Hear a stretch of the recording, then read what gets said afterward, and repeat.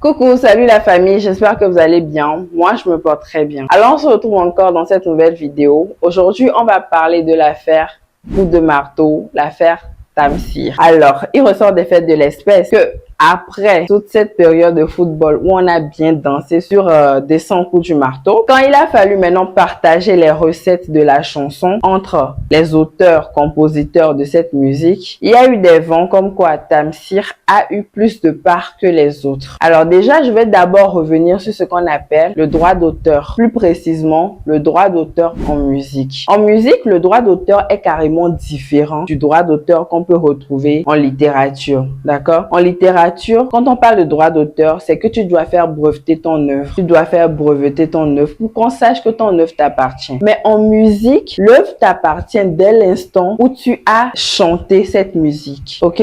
Du moment où tu as chanté cette musique, l'œuvre t'appartient. Alors, dans Coup du marteau, il y a eu plusieurs personnes qui ont chanté. Donc, moi, je ne connais pas personnellement les noms parce que au début de la chanson, on dit Tamsir et c'est le seul que moi, je connais vraiment. Mais il y a eu tout un groupe derrière la création de cette musique. Et après, on a dit que Tamsir a pris plus de part que les autres. Je vous laisse écouter la version de cette vidéo. S'il avait envoyé contrat pour dire, voyez le contrat, allez signer, il n'y a pas de souci. Mais c'est quelqu'un qui venait un papier pour dire que vous devez signer, vous devez signer ici. Non, c'est dit que c'est notre frère. Il nous envoie un papier pour signer là. C'est normal. Chacun m'a dit ici que non. Est-ce qu'il y a une maison de production qui le suit? Il n'y a pas de maison de production. Tu reçois un appel. Moi, l'appel que j'ai reçu de la part du petit m'a dit, allô grand, je suis en train de faire les papiers par rapport à la SACEM. Donc, on va signer rapidement pour que les papiers puissent évoluer. C'est ça. Donc après, moi, je tu n'as pas lu. Je me dis que forcément. Donc après, non, il n'y a pas de problème. Moi, j'avais une seule page sur laquelle il y avait nos noms quand je devais signer, vu qu'il m'a dit. Mais après, quand il rend le contrat, je vois que le contrat comporte 11 pages. Seigneur Jésus. Mais il faut qu'on puisse recevoir les gens du Burida ici. Parce que moi-même, je veux comprendre comment se fait-il que des artistes peuvent aller à la SACEM, déclarer des choses pendant qu'ils ont fait des accords ou bien des œuvres ici avec d'autres personnes. On en parlait la dernière fois avec papa David Taïro. Il a sorti des choses ici, moi-même j'étais dépassé. Tu vois? Et il y a des gens qui sont tapis dans l'ombre. Peut-être qu'on ne veut pas dire les noms. C'est pas dans ma bouche aussi, vous allez manger votre piment. Mais il y a des gens qui sont tapis dans l'ombre dans ce pays-là, qui mettent beaucoup d'artistes en palabre, qui passent derrière beaucoup d'artistes pour leur mettre les choses dans la tête, pour les récupérer tels des parrains de dernière heure. Pendant que les enfants ont commencé ensemble. Aujourd'hui, les gens sont rentrés. Je mens? Non, mais c'est clair. Mais même j'ai eu beaucoup comme ça. Hein. Même pendant. C'est vrai que nous, comme c'est 6 personnes, chacun a sa télé, comme on dit, chacun a son horaire. Donc on est plus actifs sur les réseaux. Ça donne l'impression qu'on est beaucoup. Mais si tu vois bien dans les activités, les grandes activités là, tu vas moins voir la team PA que certains artistes. C'est au début, même quand le coup du marteau est sorti, c'était au début, bon, Zagua, c'est qu'elle est là. Faites les vidéos là, mais quand peut-être la canne va commencer, on va vous donner beaucoup de gombo et tout. Tu vois, la canne commence, la team PA n'a rien. Tu vas voir que peut-être que c'est un seul individu qui est partout. Et tout. Et peut-être ces gars, c'est un passage télé qu'on puisse avoir une date et tout. Donc on a compris, non, on a compris. On a compris. Mais comme on n'est pas dans un système de trucs, non, on a compris, on reste dans notre on avance tranquillement. Quoi. Patrick, moi j'aimerais savoir, quand vous avez découvert que vos noms n'y figuraient pas, ou du moins, quand vous êtes allé en France, est-ce que vous avez parlé directement à Tamsir pour savoir, ah mon petit, quel est le problème? Qu'est-ce qui a fait que tu as pris cette décision? Mais il a son portable, il voit déjà tout ce qui se passe sur les réseaux. On n'a pas besoin d'aller vers lui pour lui parler. C'est notre petit frère.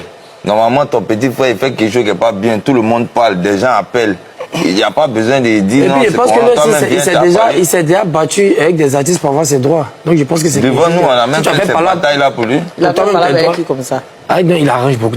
Tamsir a arrangé beaucoup d'artistes. Hein. Donc, et après, les gens vont faire, on ne met pas son nom. Voilà. Maintenant, lui aussi, à son tour, il ne met pas de nom. C'est le stylo l'on doit attraper dans cette affaire d'artiste. Il y a un stylo qui se promène. Oui, qui fait beaucoup de dégâts. C'est lui qu'on doit. Moi, franchement, on a compris pas mal de choses. Moi, déjà, en tant que père, Tamsir, c'était vraiment comme un petit frère, tout le monde le sait. Déjà parce que son studio et notre premier signature était carrément collé. Donc on passait plus de temps. C'est quelqu'un qui poussait, comme un malade, il poussait seulement. Mais c'est moi, il faisait presque toutes ses courses. Donc pour tout ce qui nous liait, je me dis au moins, c'est pas un problème d'argent. On a travaillé aussi avec des artistes qui ont eu beaucoup d'argent, comme Didi B. Didi B aujourd'hui, on sait que ça va très bien chez lui. Mais tu n'as jamais rentré dans ces genres de conflits-là. Au moins, il faut arriver à pouvoir parler, même si tu es doté de bonnes ou mauvaises intentions. Voilà. Votre affaire là me fait mal. Ça me fait mal. Vanessa. Si aujourd'hui, quelque chose doit être réparé, qu'est-ce que vous attendez concrètement de lui? Concrètement, non. Là où on a assis là, comme on dit que l'esprit famille ne peut pas exister, on s'assoit et on parle du dispatching normal et ce que chacun mérite. Vous voulez combien, par exemple? Voilà, donc il y a des... Il a déjà dit. Non, il y a des trucs qui sont bien précis. C'est pas nous qui avons inventé, c'est ce qu'elle dit là. C'est pas qu'on a vu d'argent, mais il y a des tests qui sont déjà bien précis pour ça. Moi, il y a des gens qui ont même 0,5 dedans. Il y a 0,5. Tu vois, donc il y a des trucs qui sont vraiment bien. Et quand le problème dans ça, c'est que quand un enfant a un problème, le premier nom qui est sorti, c'est Zagba. Le deuxième nom qui est sorti, c'est Samo. C'est nous, on est toujours léchés ou bien insultés. Tonton Fila. Bon, comme on parle d'argent, moi j'ai posé une question à Zagba. Mais deux questions. Mais la seconde question, c'est la fonction de sa réponse. L'argent représente quoi pour vous? L'argent. En tant que Zagba, de requin, l'argent. Moi, personnellement. Oui. Bon, je me dis, c'est un truc essentiel, dans le monde où nous sommes là. Franchement, si tu n'as pas prêté, tu n'as pas l'argent, tu n'as pas mis à un certain niveau et tout. Mais ça ne fait pas partie de mes valeurs à moi. Voilà, moi je mets plus l'homme en avant et tout le monde, pour toutes les personnes qui ont collaboré dans ce système-là le savent. Mais je connais l'importance de l'argent. J'espère que vous avez vu cette petite vidéo. Alors déjà, ce que moi j'ai à dire et les interrogations que je me pose, c'est on dit que on les a fait signer des papiers, d'accord? Déjà, je vais relever ceci. En business, il n'y a pas d'amitié. C'est pas parce qu'on est potes que si tu m'amènes un papier à signer, je vais signer. Non. Je vais lire jusqu'à la fin et posément. Maintenant, quand on veut monter un projet en groupe, il faut un contrat. Vous ne vous êtes pas assis quelque part pour écrire ou établir un plan de marche pour cette musique. Vous avez chanté, vous n'avez pas pensé à la fin d'aujourd'hui, c'est-à-dire au partage des recettes. Maintenant, voilà que vous n'êtes pas satisfait de ce qui vous revient de droit. Maintenant, les papiers qu'ils disent avoir signés, déjà, ils ne savent même pas c'est quel genre de papier au fait. Si c'est un contrat ou pas, ils n'ont fait que signer chaque papier qu'on leur a amené. Alors, dans cette situation, selon vous, qu'est-ce qu'ils peuvent invoquer déjà? Parce qu'on dit déjà qu'il y a eu appel aux avocats. Eux aussi, ils peuvent faire appel à un avocat. Moi, je pense qu'ils peuvent évoquer ce qu'on appelle l'annulation du contrat. Dans un contrat, il y a deux moyens de ternir ou de finir un contrat. On a la nullité du contrat et l'annulation. Moi, j'irai vers l'annulation du contrat. Pourquoi? Parce que je pense qu'il y a erreur dans ce contrat. L'erreur dans un contrat, c'est quoi? C'est le fait d'avoir peut-être contracté sans savoir vraiment ce pourquoi on contracte. Je ne sais pas si vous comprenez, mais c'est de cette façon que je peux l'expliquer.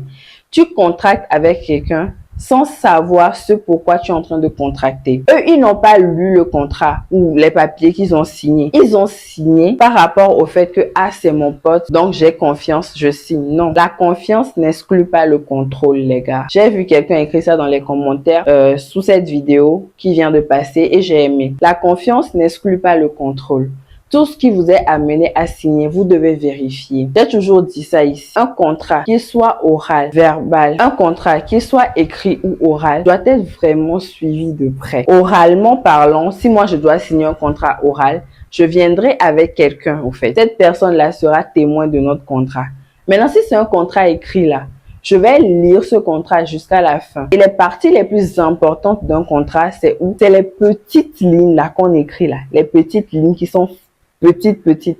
Pourquoi? Parce que on trouve que c'est trop petit, donc on a souvent mal aux yeux, on a la flemme, on est fatigué de lire. Pourtant, c'est les parties qui sont intéressantes dans un contrat. Donc moi, je pense que si c'est qu'ils évoquent l'annulation du contrat ou l'annulation de tous ces papiers qu'ils ont eu à signer, je pense que ça serait un moyen de pouvoir revenir au moment du partage et de pouvoir refaire une distribution correcte ou ce que je vais appeler une distribution proportionnée du gain qu'ils ont reçu de coup du marteau. Certes, Tamsir aurait plus de parts. Pourquoi? Parce que d'abord, c'est à lui qu'appartient le studio d'enregistrement, c'est-à-dire là où ils ont enregistré la musique. Il est aussi compositeur de la musique, donc forcément, il aurait plus de parts que les autres, mais pas autant. Parce que ce partage, selon moi, est disproportionné. Et à la vue de tous ces raffus qui se fait sur les réseaux sociaux, c'est que tout le monde a compris que le partage a été disproportionné. Et cela pourquoi? Parce que les autres personnes qui ont chanté cette musique, cette chanson, n'ont pas fait attention à ce qu'on appelle le business. Dans le business, il n'y a pas à faire de confiance, il n'y a pas à faire de c'est mon ami. Vous faites les choses clairement, de façon très claire et simple. Donc, dans cette affaire de Tamsir et tout ce qui tourne autour, je pense que si Tamsir prend un avocat, les autres parties aussi peuvent également prendre un avocat et peuvent également avoir gain de cause dans ce procès parce qu'ils ont signé des papiers dont ils n'avaient aucune connaissance à mon goût. Alors dites-moi dans les commentaires si vous ne pensez pas que l'annulation due à l'erreur dans la signature de ce contrat-là peut marcher pour éviter le partage disproportionné qui a été fait. Je vous remercie encore une fois de m'avoir suivi. J'espère que vous avez aimé cette vidéo. Alors, je vous invite massivement à vous abonner, à partager, surtout à liker mes vidéos. À la prochaine.